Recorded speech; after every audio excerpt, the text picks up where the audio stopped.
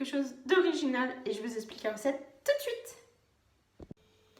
Pour la recette, vous allez avoir besoin de 125 g de farine, 6 centilitres d'huile, 62 g de courgettes, un œuf, 50 g de chocolat, 25 g de mangue, alors de mangue séchée, mais si vous voulez mettre autre chose, des pruneaux, des raisins, voilà, tout ce que vous voulez, et un petit peu de vanille liquide. Donc dans un premier temps, je prends mon saladier, une cuillère en bois, j'ai à côté de moi un économe, un couteau. Donc je vais commencer par prendre la courgette et je vais la râper. Voilà, avec l'économe pour avoir des fines lamelles. Bien sûr, le cœur, vous l'enlevez. Une fois que vous êtes arrivé au cœur, vous ne le gardez pas. Et on se retrouve après. Donc j'ai coupé ou râpé ma courgette qui est comme ça. Donc, hop, je vais mettre ce que je ne garde pas dans le petit bol. Ensuite, je vais casser mon œuf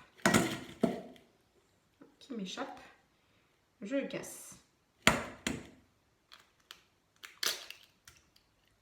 Hop. Donc je mets bien le blanc et le jaune.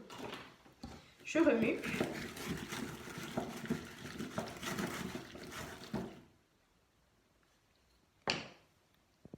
Si vous trouvez que la texture ne vous convient pas, eh ben, vous prenez le mixeur. Vous mettez tout dedans et vous allez mixer.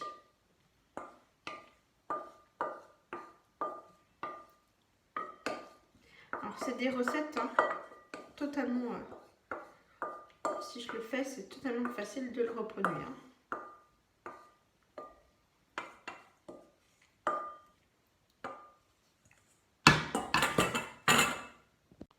Donc ensuite, je vais prendre mon mélange. Donc là j'ai mis cranberry, chocolat et puis moi j'ai rajouté un petit peu de patate douce. Voilà, c'est pour faire un petit plus. Mais normalement c'est pas de patate douce. Et bien sûr la mangue. La mangue séchée coupée en petits morceaux. Donc je verse tout à l'intérieur. Je remue bien.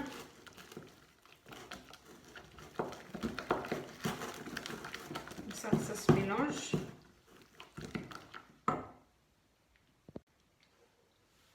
Je vais rajouter les 6 centilitres d'huile, pardon, excusez-moi. Voilà, petit à petit, en remuant bien.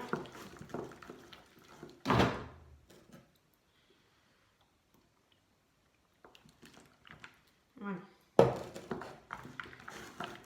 Une fois que j'ai rajouté l'huile, je vais rajouter la farine. Petit à petit aussi. Voilà, je le fais en 2 fois. Et ça commence à devenir un peu plus dur. Voilà, donc je remets bien. Je rajoute l'autre partie.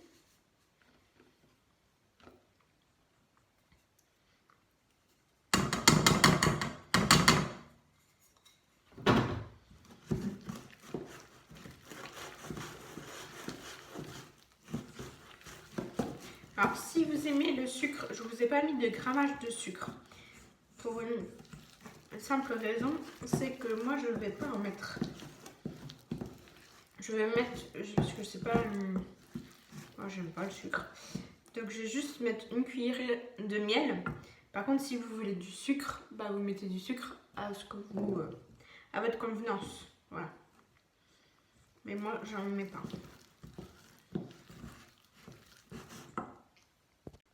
Maintenant, si vous voulez faire vraiment comme moi je vais rajouter une cuillère de miel. Voilà. Donc une cuillère à café, à dessert, voilà, comme ça. Et je rajoute juste une. Hop.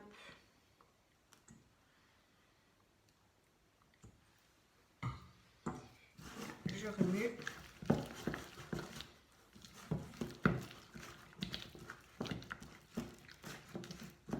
Alors si vous aimez bien la pâte crue, n'hésitez pas à goûter la pâte crue parce que ça peut être...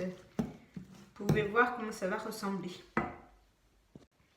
Goûter aussi la pâte crue, ça permet de vous rendre compte qu'il manque telle ou telle chose. Peut-être je vais mettre un petit peu de cannelle pour changer. Ouais, ou un petit peu de sucre en plus. Moi, je vais juste par contre rajouter de la vanille. Donc la vanille, c'est comme ça. La vanille liquide, je trouve ça, c'est le... On utilise pas mal dans toutes les recettes. Et donc ça, c'est un assez grand flacon. Donc là, je vais hop, mettre un ou deux traits. Voilà. Hop, ouais, ça suffit. Donc là, je vais remélanger. J'ai préparé ma plaque de cuisson. Le four, vous le mettez à 180 degrés. Ma plaque de cuisson, elle va être là.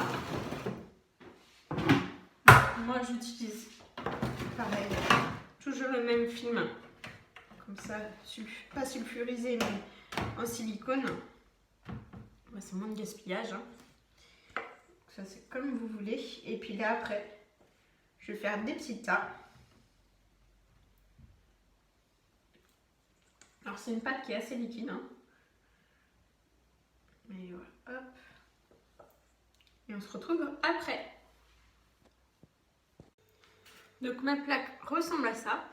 Et donc là, une fois que votre four est chaud à 180 degrés, vous en fournez 10 à 15 minutes, suivant votre four.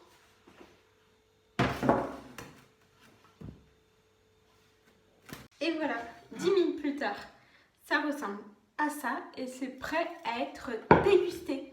Si cette petite vidéo vous a plu, mettez des gros pouces bleus, abonnez-vous, commentez, partagez et moi je vous dis très bientôt les amis. Ciao!